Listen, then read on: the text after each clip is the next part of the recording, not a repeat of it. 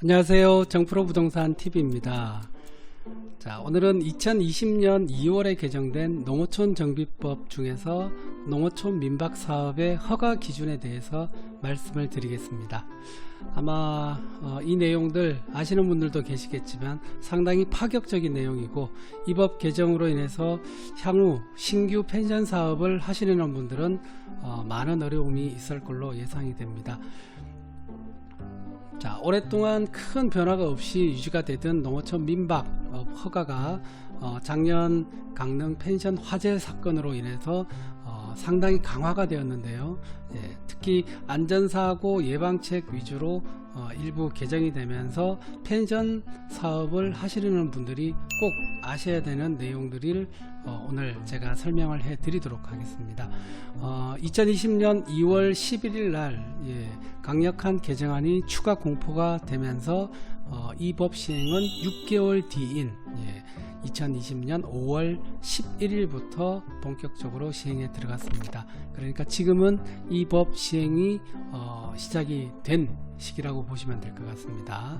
자, 그러면 먼저 신설 변경된 농어촌 정비법 제86조 주요 내용에 대해서 한번 알아보도록 하겠습니다.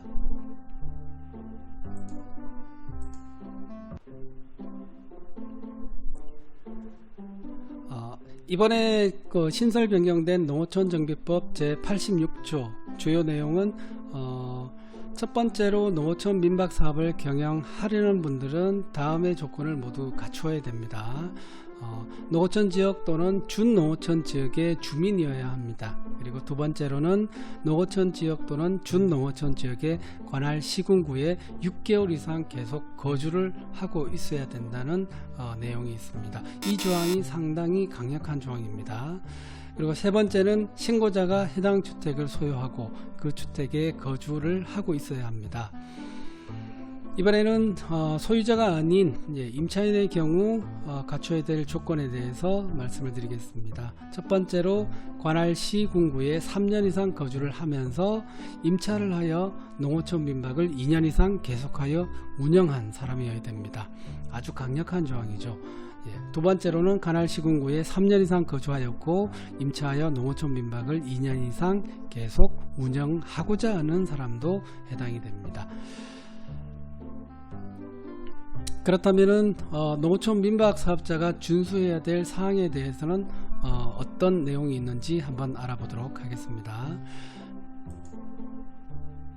자, 농어촌 민박업자의 준수사항은 첫 번째로 영업신고증 및 요금표를 게시를 해야 됩니다. 두 번째는 서비스 위생 소방안전교육도 이수를 하셔야 되고요. 세 번째로는 전기액화가스시설 안전점검 수검 후에 확인서를 관련 부처에 제출을 하셔야 됩니다. 그리고 마지막으로 네 번째는 농어촌 민박 사업자임을 홈페이지에 게시를 하셔야 되고요. 아울러 출입문에도 표시를 하셔야 됩니다.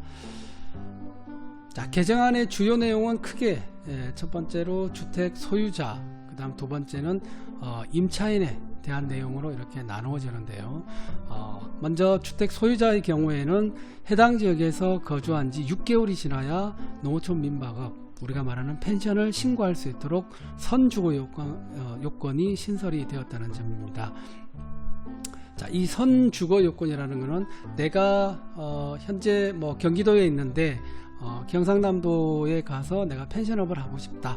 그래서 땅을 사서 건물을 지어서 펜션을 운영을 하시든, 아니면 나와 있는 매물을 통해서 펜션 매매를 하시더라도 먼저 그 타 지역, 경상남도 지역에 6개월 동안 거주가 선거주 요건이 충족이 되어야만 농어촌 민박업으로 등록을 할 수 있다는 내용으로 개정이 된 것이니까, 이제 앞으로는 타 지역으로 이렇게 가서 펜션 사업을 하실 분들은 이 6개월 선 주거 요건을 꼭 지키셔야 되니까 미리 6개월 전에는 준비를 하셔야 된다는 내용이 이번 개정 내용에 포함이 되어 있습니다. 그리고 임차한 건물에서 이제 펜션 사업을 하시려면은 기본적으로 임차인이 해당 지역에서 3년을 연속적으로 거주를 하셔야 됩니다. 연속적으로입니다. 3년 동안 연속적으로 거주를 하셔야 된다는 것은 아주 기본적인 필수사항이 됐고요. 이 외에도 해당 지역에서 2년 이상 펜션을 운영을 했거나 아니면 2년 이상 운영을 할 예정이어야 됩니다. 자, 그렇다면 펜션을 임차를 해서 이렇게 그 사업을 하시려는 분들이 앞으로는 조금 더 진입 장벽이 높아질 것인데요. 구체적으로 한번 알아보도록 하겠습니다. 자, 보통 그 펜션 임차의 경우에는 보증금을 일부 내시고 그리고 연 단위로 해서 이렇게 계약을 하시는 경우가 대부분 관례입니다. 연세라고 이렇게 지칭을 하는데 우리나라 같은 경우에는 제주도에 가시면은 연세로 이렇게 많이 받습니다. 예전에 제주도가 연세가 생기게 된 유래는 배를 타고 이렇게 나가서 뭐 수산업 쪽에 종사하는 분들이 많다 보니까 예전 같은 경우는 나가셔서 못 돌아오는 분들이 많으셨죠. 그래서 1년치를 한꺼번에 받는 문화가 제주도에서 형성이 되었는데 그게 바로 연세라는 개념이라고 보시면 될 것 같습니다. 펜션의 임차의 경우도 보통 보증금을 일부 내시고 그리고 1년 단위로 해서 계약을 하시면서 연세를 이렇게 내시게 되는 경우가 많은데요. 정부에서는 이런 이제 단기 계약을 좀 근절을 하고 그리고 우리 뭐 성수기 때나 이럴 때 한철 장사라는 이런 의식도 조금 근절을 하기 위해서 장기적으로 조금 안전하고 그 다음 좀 책임 있는 의식을 가질 수 있는 그런 문화를 만들기 위해서 이번에 이런 법 개정을 시행을 하게 된 것입니다. 자, 그렇다면 이번 이 법 개정으로 인해서 앞으로 펜션 사업을 하셔야 이제 계획을 하시는 분들이 유념하셔야 될 부분에 대해서 한번 말씀을 드리겠습니다. 자, 이번 법 개정으로 신규로 건물을 매수하거나 신축해서 펜션을 운영하실 우리 건물주님들이나 아니면 이런 분들이 매수나 신축 전에 미리 해당 지역으로 주소지를 이전을 이제 해 놓으셔야 됩니다. 6개월 선 주거 요건이 있기 때문에 이 조건을 꼭 맞추셔야 됩니다. 임차를 해서 펜션을 하실 분들은 사실상은 타 지역에서 사업을 한다는 것 자체는 불가능하다고 보시면 될 것 같습니다. 아주 뭐 강화되어서 3년 동안 거주 기간을 맞추셔야 되는데 3년을 미리 앞서서 내가 타 지역으로 가서 펜션을 하실 것이다 라고 생각하시는 분들은 아마 제가 볼 때는 잘 안 계실 거라고 생각이 듭니다.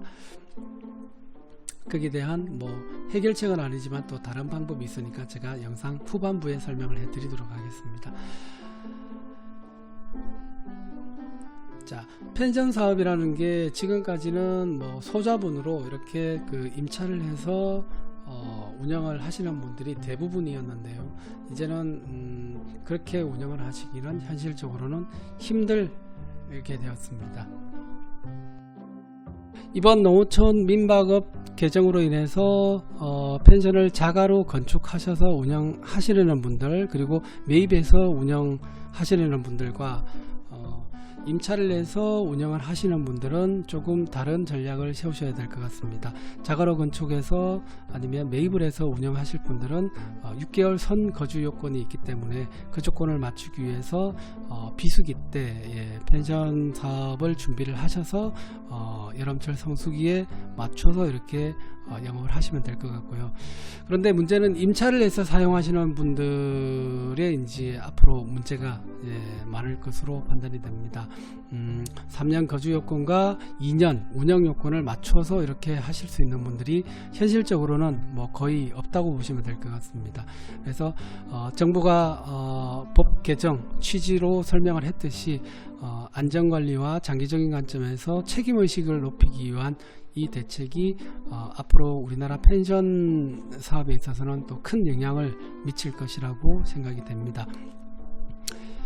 그래서 기억하셔야 될 것은 내가 자가로 운영을 할 것이다 하시는 분들은 선거주 요건 6개월을 꼭 맞추셔야 된다는 점과 내가 임차를 해서 펜션을 운영을 하실 것이다 하시는 분들은 관할 지역 내에 펜션 임차 매물을 구하시는 게 가장 확실한 방법일 것이라고 생각이 됩니다.